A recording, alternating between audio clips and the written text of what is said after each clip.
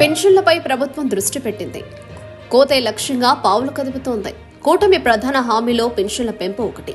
అధికారంలోకి వచ్చిన వెంటనే 4,000 రూపాయలకు పెన్షన్ మొత్తం పెంచుతామని చంద్రబాబు హామీ ఇచ్చారు.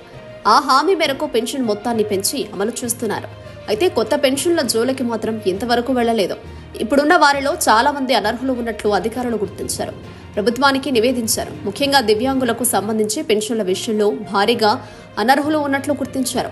అందుకే వైకల్య శాతాన్ని గుర్తించేందుకు ప్రత్యేక తనిఖీ చేస్తున్నారు. ప్రత్యేక వైద్యుల బృందం లబ్ధిదారుల ఇంటికి వెళ్లి వారి వైకల్య శాతాన్ని పరిశీలిస్తోంది. 6 దశల్లో పెన్షన్ లబ్ధిదారుల వైద్య నిర్ధారణ పరీక్షలు జరిపి అనర్హులు ఉంటే తొలగించారని భావిస్తోంది ప్రభుత్వం. గత 5 ఏళ్ల వైసీపీ హయాంలో వికలాంగ పెన్షన్లకు సంబంధించి పెద్ద ఎత్తున అనర్హులకు అందించారని ఆరోపణలున్నాయి. దీనిపై ఫిర్యాదులు కూడా వచ్చాయి. దీంతో పైలట్ ప్రాజెక్టుగా భావిస్తూ ఎంపిక చేసిన సచివాలయాల్లో ప్రత్యేక సర్వే చేసింది ప్రభుత్వం. పెద్ద ఎత్తున బోగస్ పెన్షన్లు వెలుగులోకి వచ్చాయి. దీంతో రాష్ట్ర వ్యాప్తంగా తనిఖీ చేపట్టాలని ప్రభుత్వం నిర్ణయించింది. ప్రత్యేక వైద్య బృందాలను రంగంలోకి దించింది.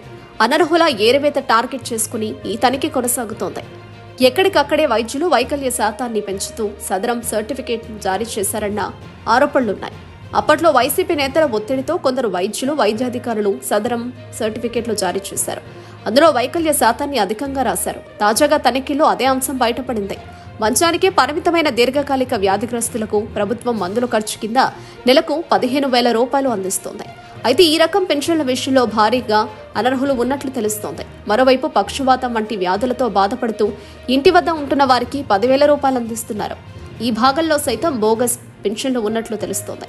6,000 రూపాయల పెన్షన్ తీసుకుంటున్న వికలాంగుల విషయంలో కూడా అనర్హులు ఉన్నట్లు సమాచారం. వీటన్నింటిపై ఫుల్ క్లారిటీ రానుంది.